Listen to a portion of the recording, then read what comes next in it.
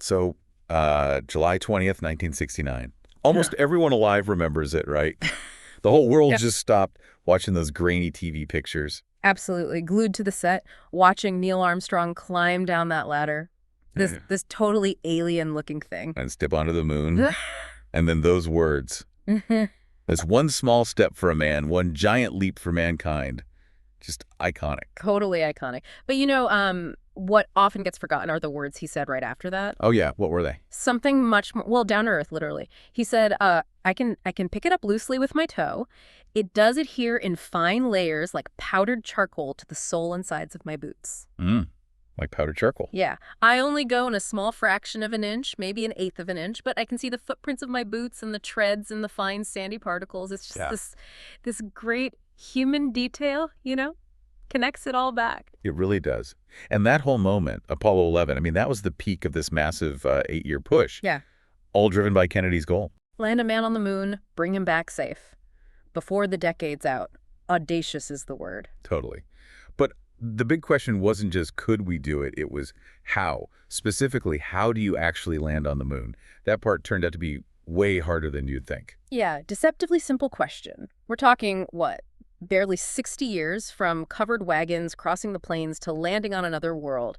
The tech leap was just staggering. And mind-boggling. But it wasn't just about pure engineering, right? It was this whole messy mix of technical hurdles, politics, people sticking to their guns, sometimes, even when maybe the numbers didn't quite add up. Right. And that's what we want to dig into today. We've been looking closely at the story told in How NASA Learned to Land on the Moon. Yeah, it's a fascinating journey. Let's get into it. Okay, so May 61, Kennedy makes the big speech.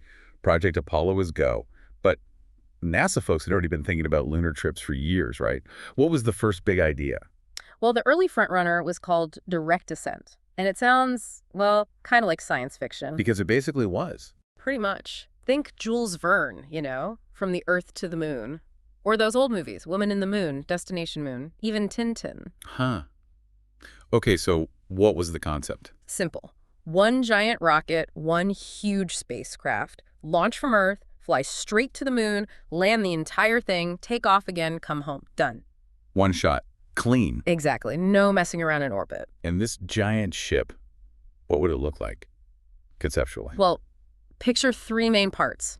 Top part, the command module. That's where the crew sits, 3 of them, plus the heat shield, vital for getting back through Earth's atmosphere. Gotcha. Middle part. That'd be the service module. Big cylinder full of, oxygen, water, power, equipment, all the supplies. Okay, and the bottom. That's the big one. A massive descent and ascent stage. Got the landing legs, got the big engines, had to be strong enough to land the whole stack and blast off again. Okay, sounds simple enough on paper. But the catch must have been the weight, right? Landing that whole thing. Bingo. That was the killer. It's sheer enormous weight. That command module had to be tough for re-entry. The service module had to carry everything. For the whole round trip? Exactly. So you end up with this huge mass, they figured around 90 metric tons, that you have to gently set down on the moon and then lift off again. 90 tons, which means you need a rocket that's just ridiculously big. Gargantuan is the word they used. And the rocket they dreamed up for this was called the Nova. Nova. Okay, how big are we talking? Give us some perspective. Think massive. Nearly 110 meters tall. That's like, what, a 30-story building? Well, it would weigh 4.5 million kilograms, nearly 10 million pounds. And the thrust, 61,925 kilonewtons. Just raw, unbelievable power needed to lift that beast. Okay, wow. Just compare that to the Saturn V, the one they actually used. Right. The Saturn V was, only 86 meters tall, 2.8 million kilos, 34,500 kilonewtons of thrust. The Nova dwarfed it. And could they even build it by 1970? That was a huge question mark. Plus, it was too big for Cape Canaveral. They were talking about launching from, cliffs in Hawaii. Seriously? Yeah, or if they used nuclear engines, which they considered maybe an uninhabited island, or a giant barge out at sea because of the fallout risk. Logistical nightmare. Yikes. Okay, besides the size and logistics, any other big problems with direct descent? Oh, yeah. For one, they didn't even know if the moon's surface could support something that heavy. Would it just sink? Good point. The lunar dust fears. Exactly. And then there's the crew orientation. To handle the G-forces, the astronauts would be lying on their backs, right? Which means they'd be landing on the moon, facing away from the surface, trying to land this giant thing, basically blind, just using instruments. Okay, that sounds terrifying. Clearly, direct descent had some serious flaws. Big time. More than just needing a bigger rocket. So direct descent looks pretty shaky. NASA needed other options. And Wernher von Braun, the rocket guru, he had a favorite, didn't he? Earth Orbit Rendezvous, EOR. That's right. EOR was von Braun's preferred method. The core idea was, instead of one monster rocket, you use several smaller ones, like the Saturn C5, which eventually became the Saturn V. Okay, so multiple launches. Yeah, you launch the lunar spacecraft in pieces. Then you assemble the whole thing up in Earth orbit before you head off to the moon. Right, build it in space. I guess there were different ways to do that. There were. Some ideas involved launching the parts already full of fuel. Others suggested launching them empty and fueling them up in orbit like a cosmic gas station. Refueling in orbit. Wow. And another idea, even more complex, was using a space station. You'd build the station first, then use it as a construction dock to assemble the moonship. Okay, so EOR avoids the need for that insane Nova rocket. Yeah. But new problems, right? Like rendezvous and docking. Had anyone actually done that in space yet? Nope. Completely unproven territory back then. They wouldn't actually demonstrate rendezvous and docking were even possible until the Gemini missions way later, like 65, 66. So it was a huge technical gamble. And a risk gamble, too. Think about it. Multiple launches means multiple chances for something to go wrong. One failed launch, the whole mission's scrubbed. Right. More points of failure. Exactly. And delays could be killer, too. If you're using cryogenic fuels like liquid hydrogen and oxygen, they just boil off if you have to wait too long on the launch pad or in orbit. Huh. Fuel just evaporating into space. Yeah. And that space station idea, von Braun loved it, but building a station first, that would blow Kennedy's 1970 deadline right out of the water. And even if you managed all that, you still have the same basic problem once you get to the moon. Precisely. You still got this massive spacecraft that needs to land safely and take off again. EOR didn't solve the landing problem. It just shifted how you got the big ship ready. It seems like they were chasing their tails a bit. Well, and a lot of these difficulties weren't just technical. It's fascinating how politics and sort of early design choices really locked things in, created this inertia. You mean like the Apollo spacecraft itself? Mm. The basic design came from Maxine Fadget back in 1960, even before the moon goal, right? That's exactly right. Fadget designed this three-man capsule for general long-duration missions. The three-person crew wasn't for landing, it was so they could do round-the-clock instrument monitoring 3 8-hour shifts. So it wasn't even designed for the moon initially. Nope. But then Sputnik happened, Garan happened, and the U.S. was scrambling. They needed a goal where they could potentially beat the Soviets. And the moon landing was it, because everyone had to start from scratch with the hardware. Exactly. So Fadget's Apollo design, even though it wasn't perfect for a landing mission, kind of got grandfathered in, pushed into service really fast. But weren't there other, maybe simpler proposals? I read Douglas suggested using their two-man Gemini capsule or maybe a stripped-down Apollo. They did. And those ideas might have been more feasible, maybe used more existing hardware, possibly met the deadline easier. So why didn't those get more traction? Politics. Plain and simple. By late 61, the big Apollo contracts were already being handed out. NASA boss James Webb and VP Lyndon Johnson, who ran the Space Council, they were not going to pull the main spacecraft contract from North American Aviation. Even if another design made more sense technically. Even then.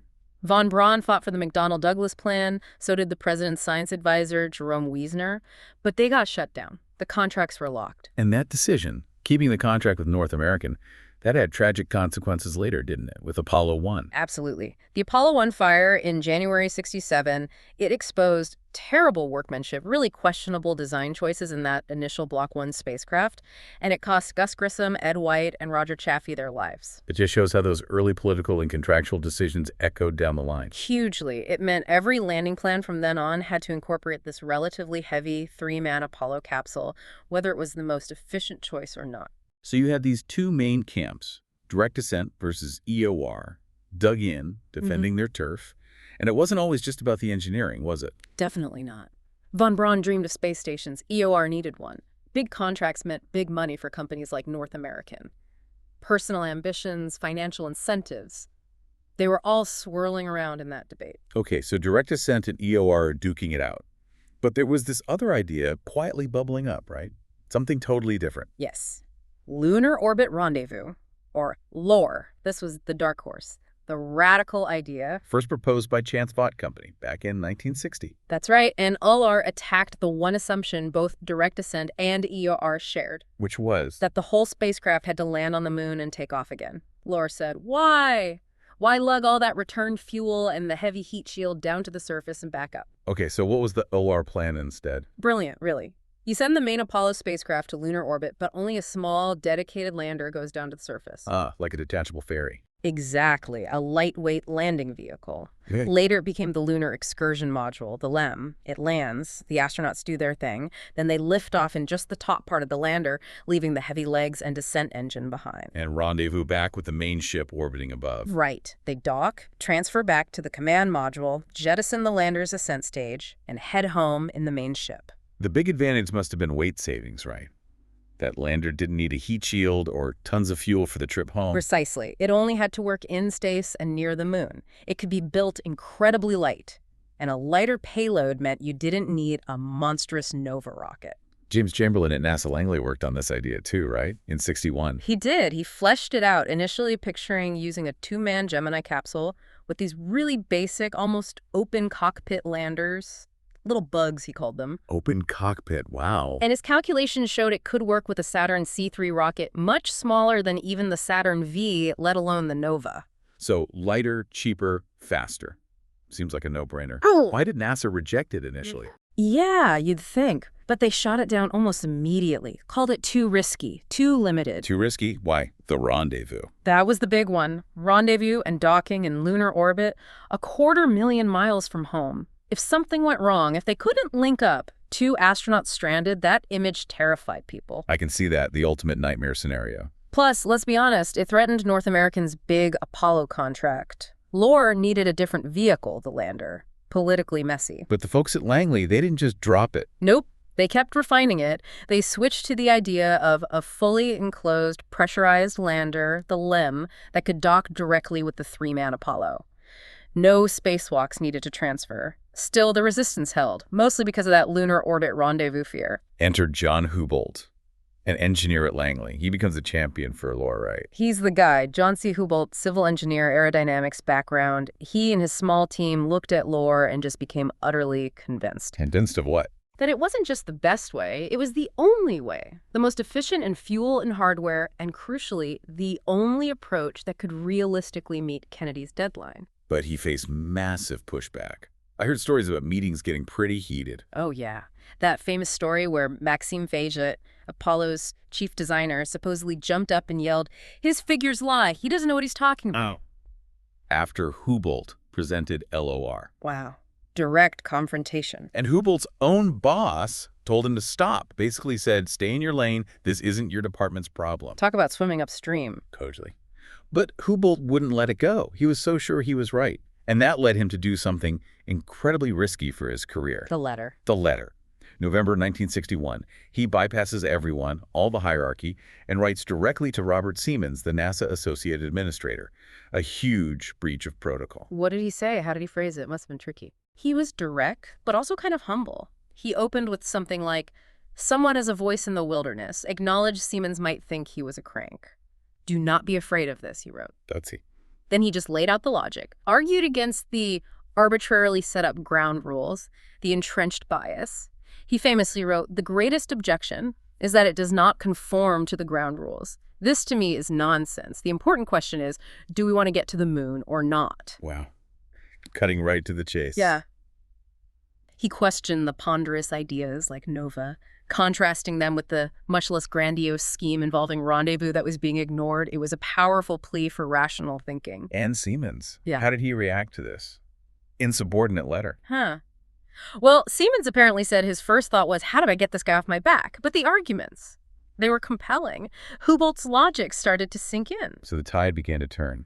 It did. Once Siemens started taking LOR seriously, things shifted fast.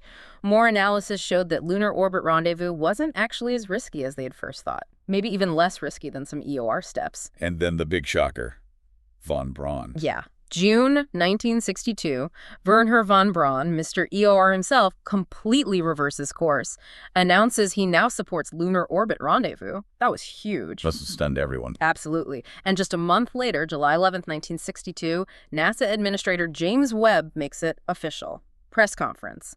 LOROR is the way we're going to the moon. Yeah. Called it the best option for time, cost, and mission accomplishment. Incredible. Houbolt must have felt vindicated doesn't even cover it. You bet. His old boss supposedly shook his hand and said something like, "I'm shaking hands with the man who just saved the government $20 billion. $20 billion. Wow. And Houbolt got the NASA Exceptional Scientific Achievement Medal in '63. It's just an amazing story of persistence paying off. One guy, convinced he's right, changes everything. It really is. Now, you mentioned a fourth option briefly, Lunar Surface Rendezvous, LSR. What was that about? Yeah, LSR. The idea was to first land an unmanned tanker craft full of fuel on the moon. Then the astronauts would land nearby in their ship, refuel from the tanker, and take off. Okay. Why was that considered far too risky? It sounds sort of logical. Well, think about the precision needed. First, your unmanned tanker has to land perfectly, upright, undamaged. Then your manned craft has to land pinpoint close to it. What if it lands miles away? What if the tanker tipped over? How do you even transfer the fuel reliably on the dusty, airless moon? Right. Lots of unknowns, lots of potential failure points on the surface itself. Exactly. Compared to rendezvous in orbit, where you have more control and fewer environmental hazards, LSR just seemed way, way riskier. It never really got serious consideration. Okay, so LR wins. Now, the monumental task. Actually build the thing, especially that weird lander, the LEM. Grumman Aerospace gets the contract November '62, but America barely had any spaceflight experience then. Yeah, just a few hours total. And the unknowns were huge. Would docking in lunar orbit actually be easy? What was the moon's surface really like? That dust sphere was real? Would the LEM just sink? So they were designing this thing based on educated guesses. A lot of it, yeah. They had to because of the deadline. They couldn't wait for all the answers from probes. They just had to design and build. And the LM evolved into that iconic insect shape. Two parts, right? Descent stage, ascent stage. That's it. The boxy lower part, the descent stage, had the landing gear, the main descent engine, fuel tanks, storage bays. The upper part, the ascent stage, was the crew cabin, smaller engine for liftoff, controls, life support. How did it all fit in the rocket? It was tucked away behind the main Apollo Command Service Module, the CSM, inside the top stage of the Saturn V. Okay. And the mission sequence. Right. After leaving Earth orbit and heading to the moon, the CSM pilot would detach, turn around, dock nose-to-nose with the LM, and pull it free from the rocket. The transposition and docking maneuver. Yep. Then, in lunar orbit, two astronauts crawl through the docking tunnel into the LM. They undock, fly the LM down to the surface. Third crewmate stays in the CSM overhead. Then, after the moonwalk, they fire up the ascent stage engine using the descent stage basically as a launch pad, lift off, rendezvous, and dock again with the waiting CSM. Crawl back through the tunnel. Discard the LM ascent stage, and the CSM fires its engine to bring everyone home. A complex dance choreographed perfectly. But the weight. Always the weight problem. The LM needed to be light, under 10 tons. But it kept getting heavier in design. Oh, yeah.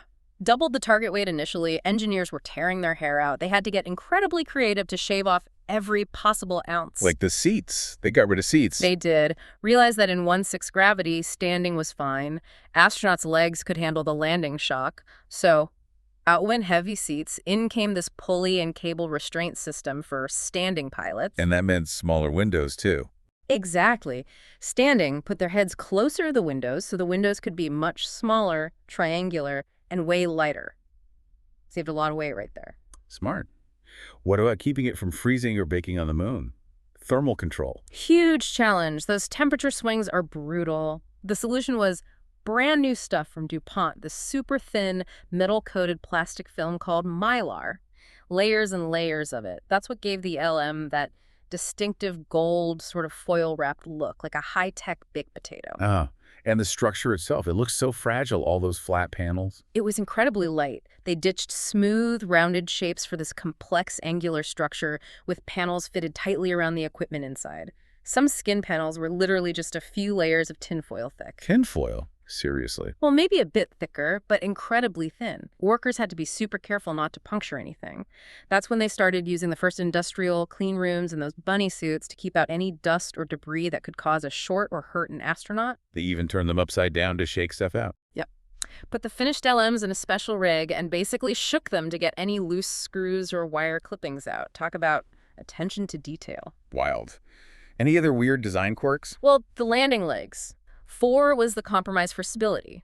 And instead of heavy hydraulic shock absorbers, they used crushable aluminum honeycomb cartridges inside the legs. Simple, light, reliable, and vacuum. And getting out, I heard the first idea was just a rope. Yeah, initially.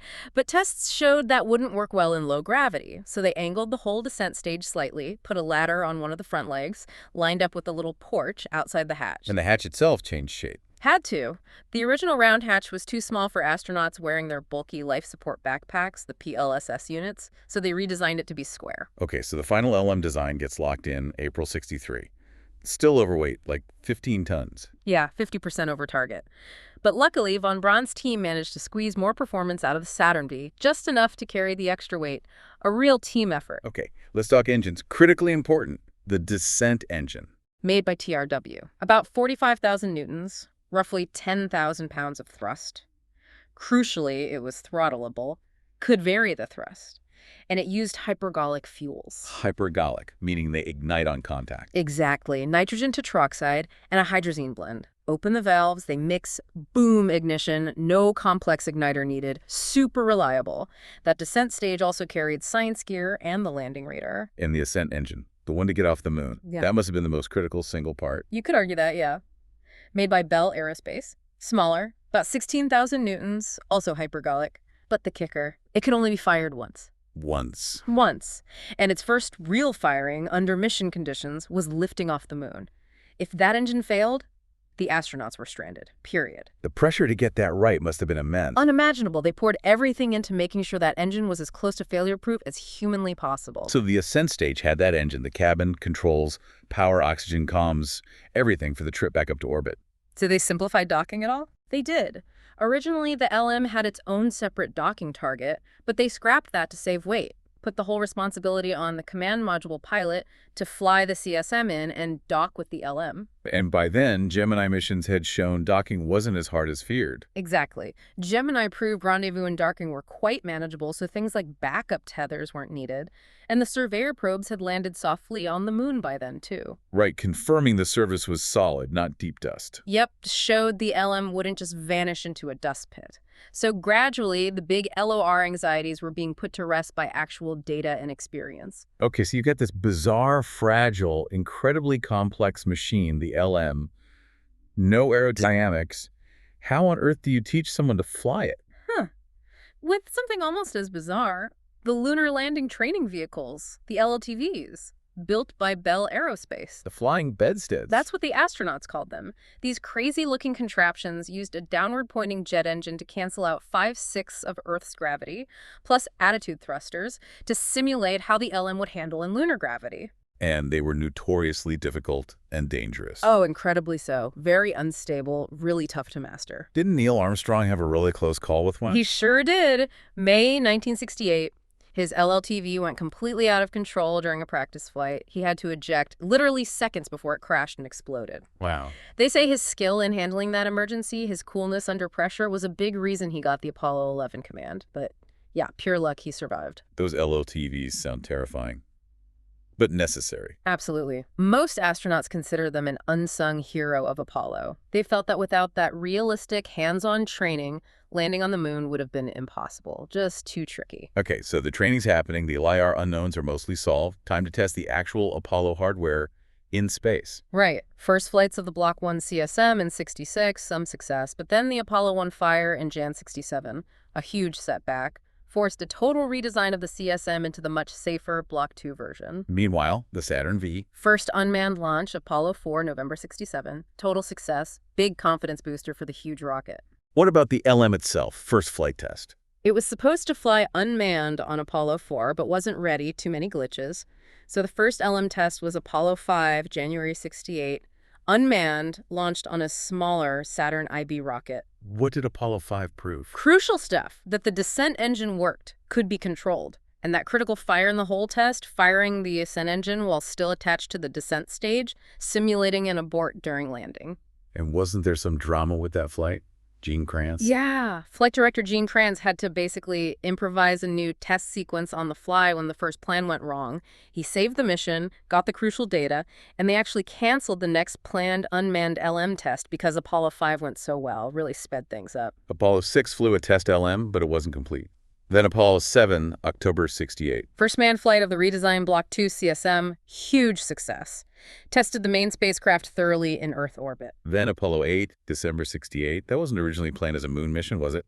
No, but with the LM still running a bit behind schedule and maybe some political pressure to do something spectacular before year's end, they sent Apollo 8 to the moon. Orbited it. First humans to see the far side. First to leave Earth orbit. Monumental. Okay, so the stage is set for the LM's first manned flight. Apollo 9, March 69. Yep. All done in Earth orbit, but this was the big one for the LM. Fully tested the whole LOR sequence. Firsts achieved on Apollo 9. Loads of them. First docking and undocking of the CSM and LM. First time astronauts flew the LM independently. First test of the lunar surface spacesuit, the PLSS backpack outside the spacecraft. First manned fire in the hole staging test. It proved the whole system worked. And this is where they brought back naming the spacecraft. Yeah, NASA had banned it after Gus Grissom cheekily named his Gemini 3 capsule Molly Brown after the musical The Unsinkable Molly Brown. But the Apollo 9 crew argued they needed call signs since the two ships would be flying separately. So they became... The CSM was gumdrop. Apparently, it arrived from the factory wrapped in blue plastic, looked like a giant candy. And the LM, with its spindly legs, obviously, spider. Gumdrop and spider. Perfect. Okay, one last step before the landing, the dress rehearsal. Apollo 10, May 69. That's right. Gene Cernan and Tom Stafford flew the LM, called Snoopy, down to just 15.6 kilometers, about 9 miles above the moon's surface, flew right over the planned Apollo 11 landing site. John Young stayed orbiting in the CSM Charlie Brown. So close. Now, wasn't there a little secret about Apollo 10? Something to prevent an impromptu landing? Yes. Gene Cernan confirmed it later. NASA management intentionally didn't fully fuel the LM's ascent stage. Seriously? They short-fueled it. Yep. Just enough fuel to do the rendezvous, but not enough to actually land and then take off again from the surface. They were worried Cernan and Stafford might get caught up in the moment and try to land anyway. Wow. That speaks volumes about the pressure and the temptation. Doesn't it? Human nature. Anyway, Apollo 10 didn't land, but on the way back, they did set a speed record. The fastest humans have ever traveled. Still stands today. Nearly 40,000 kilometers per hour relative to Earth during re-entry, almost 25,000 miles per hour. Incredible. Okay, all systems go. The dress rehearsal is done. NASA is finally ready. Apollo 11. July 16th, 1969, liftoff. Neil Armstrong, Buzz Aldrin, Michael Collins. 4 days later, Armstrong and Aldrin crawl into the Lunar Module Eagle. Collins stays in the CSM Columbia. They separate. Eagle begins its descent. And then the alarms. Yeah, about 5 minutes from the surface. 12:01, 12:02 alarms start flashing. Computer overload. What caused it?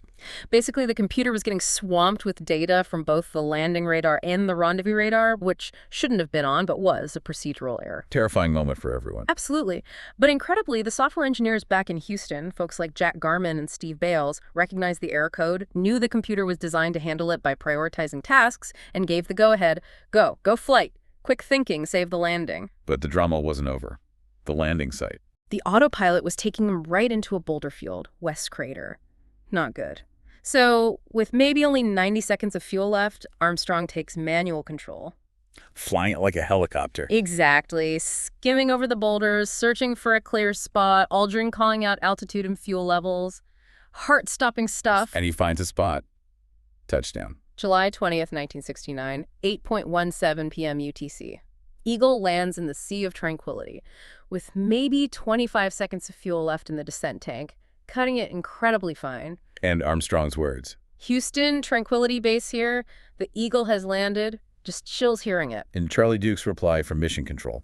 You could just hear the relief. Roger, Twine Tranquility, we copy you on the ground. You got a bunch of guys about to turn blue. We're breathing again. Thanks a lot. Perfect. Just perfect. And somewhere in Mission Control, John Houbolt was watching. He was. And the story goes, moments after they landed, Werner von Braun turned to Houbolt, the man whose lore idea beat his own EOR plan, and just said, "Thank you, John. It is a good idea." Wow.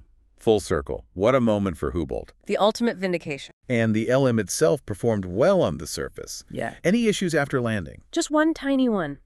Buzz Aldrin's bulky backpack accidentally broke off a small circuit breaker switch needed to arm the Ascent engine. Oh no. How'd they fix that? Improvisation. Aldrin realized the tip of a felt-tip pen was the right size to push the breaker back in. And it worked. Liftoff went perfectly. Amazing. A multi-billion-dollar mission saved by a pen. Pretty much. And overall, the LM proved incredibly reliable on later missions too, despite its fragile appearance. Like Apollo 14. Didn't they have an abort signal issue? They did. LM Antares. Right. A tiny loose piece of solder was randomly shorting a switch, triggering abort commands in the guidance computer just before landing. How did they solve that? Pure genius from the software guys at NASA and MIT.